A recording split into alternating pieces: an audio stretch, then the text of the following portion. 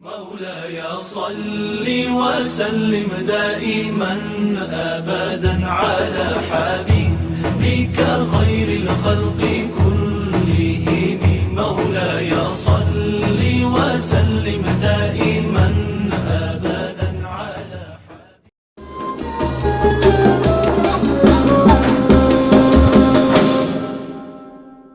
Assalamualaikum warahmatullahi wabarakatuh. Bersyukur kepada Allah Subhanahu wa taala yang mana kita semua selalu diberikan kesehatan oleh Allah Subhanahu wa taala. Semoga ke depan kita selalu diberikan rezeki yang berkah oleh Allah Subhanahu wa taala gitu, Ustaz. Pada kesempatan kali ini kita sudah mengundang narasumber terbaik kita, yaitu Ustaz Dede Ilyas, di mana beliau adalah salah satu kontestan dari aksi Indosiar pada tahun 2022. Beliau menjuari juara pertama pada waktu itu. Lalu beliau juga mengikuti aksi Asia pada 2024 pada tahun kemarin. Nah, di aksi tersebut berbagai negara, 6 negara kalau nggak salah ya Ustadz ya? Betul. 6 negara berlomba-lomba pada aksi itu. Nah, supaya kita bisa mengenal lebih jauh dengan Ustadz Dede Ilyas ini, maka pada kesempatan ini marilah kita perkenalan dulu dengan beliau, karena ada pepatah tak kenal maka tak sayang gitu, Ustaz. Nah, pada kesempatan ini kami persilahkan kepada Ustadz untuk bisa memperkenalkan diri kepada teman-teman hijrah milenial. Padanya kami persilahkan, Ustaz. Oke, thank you Agis.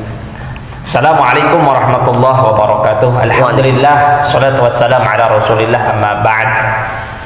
Untuk perkenalan mungkin singkat ya Agis. Iya, betul, Ya, Ustaz. saya asli Bandung Barat, makanya jangan heran Agis saya agak kebarat-baratan. Masya Allah. Saya lahir dari latar keluarga yang religius, alhamdulillah, dari pondok pesantren. Singkat cerita, ya saya di Bandung Barat ini sampai usia kelas 6 SD. Kemudian saya ini melanjutkan jenjang pendidikan itu ke Bogor di pondok pesantren Darul Quran Al Jannah. Di sana ya kami belajar agama dan lain sebagainya selama 7 tahun saya di Bogor. Kemudian saya sehabis dari Bogor itu lanjut ke Garut. Nah, makanya kemarin pas di aksi Indonesia yang 2022 ini orang heran, kenapa dari Bandung Barat kok mewakili Garut? Nah, karena pada saat itu saya berada di Garut dan sampai saat ini. Dan alhamdulillah, Agis, saya sudah beristri ya. Masya Allah. Dan istri saya orang Jawa Timur. Jadi saya Bandung Barat, lama di Bogor, istri Jawa Timur, sekarang alhamdulillah tinggal di Garut. Alhamdulillah. Mungkin itu dari perkenalan saya yang singkat, Agis. Masya Allah, terima kasih Ustadz. Alhamdulillah dengan perjalanan beliau kita bisa bertemu langsung dengan beliau. Alhamdulillah, ini sebuah qadarullah ya Ustadz ya. Alhamdulillah, Agis. Nah, di kesempatan kali ini kita akan beberapa menit ke depan mungkin ngobrol-ngobrol lah Ustaz, ngobrol santai. Karena bagaimana sebenarnya kaum milenial itu lebih senang kepada ngobrol-ngobrol gitu. Betul, Ustaz. Nah, pada kali ini saya sudah mempunyai tema, yaitu tentang hijrah zaman now antara tren dan niat yang tulus. Karena di dalam era digital yang semakin berkembang ini, Ustaz, kita disuguhkan dengan berbagai informasi dan konten yang beragam. Di tengah derasnya arus informasi, kita perlu menyaring mana yang bermanfaat dan dapat menjadi paduan dan menjalani hidup gitu. Dalam konten ini juga kita akan membahas berbagai topik menarik seputar hijrah, mulai dari motivasi hijrah, tips berhijrah, dan kisah-kisah inspiratif dari para pemuda yang telah lebih dulu memulai perjalanan hijrahnya gitu. Mari kita sama-sama belajar dan tumbuh bersama dalam kebaikan. Mungkin teman-teman hijrah milenial ada yang ingin ditanyakan, langsung saja tulis di dalam komentar. Juga kita juga mempunyai YouTube, perlu di-subscribe, nama YouTube-nya Hijrah Milenial gitu, Ustaz. Nah, langsung saja Ustaz. Mungkin banyak nih kaum-kaum muda yang ingin berhijrah dari di masa digital ini, tetapi banyak sekali gangguan-gangguan yang pesat gitu, yang ruang lingkupnya itu karena di era digital jadi banyak godaannya gitu. Sebenarnya hijrah dengan niat yang tulus itu gimana? Jadi tidak mengikuti trennya saja gitu, Ustaz. Pada Ustaz, mungkin persilahkan. Baik, untuk masalah hijrah ini, siapa sih yang nggak mau hidupnya ini lebih baik lagi? Ya pasti semua pemuda-pemudi di Indonesia ini ingin hidupnya lebih baik lagi. Nah, inilah makna daripada hijrah. Al-hijrah itu al-intiqal minasyarr ilal khair. Nah, jadi hijrah ini adalah perubahan hidup kita dari yang asalnya jelek, buruk, menuju kepada kebaikan. Nah, kalau ada di antara kita semuanya yang sudah ada niatan seperti itu berarti kita udah ada keinginan hijrah ke arah yang lebih baik lagi. Akan tetapi hijrah ini ya namanya pengen hidup lebih baik, pasti cobaan itu ada. Ya, gak ada sebuah kemanisan ya, sesuatu yang manis diraih dengan mudah. Nah, termasuk hijrah ini karena ujung daripada jadi adalah manis, maka Allah ini memberikan ujian kepada kita. Kadang-kadang nih kita pengen misalkan sholat subuh lah, biasanya nggak sholat subuhnya biasanya subrang kalau kata orang Sunda, subuh berang. Jadi sholat duha ada kunutnya. Nah, biasanya pengen ngubah dari situ dulu, pengen sholat subuh. Nah, mula-mulanya dia menghindari dari begadangnya. Biasanya kan begadang tuh anak muda. Kita begadang, nah kita udah niat tuh tidur cepat pada malam itu. Nah, apa godaannya? Kadang-kadang tuh temen nyamper ke kita, ya, ngajak nongkrong. Nah, di situ terus akan digoda. Nah, tapi jangan goyah, ya, jangan goyah. Kalau niatnya benar, walaupun godaan seperti itu, dia akan tetap terus melewati hal-hal seperti itu. Nah, makanya yang pertama, pengen niat hijrah itu pondasinya tetap adalah niat. Nah, di dalam kitab Safinatun Najah, niat itu seperti apa? Jadi kan kadang-kadang di kita asumsi masyarakat ini sekarang, yang penting niat, kalau udah niat ada pahalanya kok. Ya, jadi sekarang ini banyak anak muda niatnya saja, gak apa-apa nih gua niat, udah dicatat ini kok sama Allah. Ya. Jadi yang dilakukannya ya niat, gerakan nggak ada, cuma niat aja. Nah, ternyata di dalam kitab Safinatun Najah, definisi daripada niat itu, an-niyatu qasdu syai'in muqtaronan bi fi'lihi, yaitu adalah suatu tujuan yang muncul dari hati kemudian diimplementasikan dengan pergerakan kita. Itu niat. Jadi ada keinginan diucapkan oleh mulut, digerakkan oleh anggota tubuh kita. Itu niat. Maka di dalam kitab-kitab mayoritas ulama ini, di bab awalnya ini kita diingatkan dengan niat. Innamal a'malu binniyat wa innamal likulli imrin ma nawa faman kanat hijratuhu ila Allah fa hijratuhu ila Allah wa rasulih. Jadi seseorang ini tergantung pada niatnya. Kalau dia udah niat hijratuhu ila Allah wa rasulih, niatnya hijrah kepada Allah dan Rasulnya, maka yang akan ia dapatkan hijrah kepada Allah dan Rasulnya. Maka itu kepada teman-teman semuanya, termasuk saya, Agis, kita semuanya, kuatkan niat untuk hidup lebih baik lagi.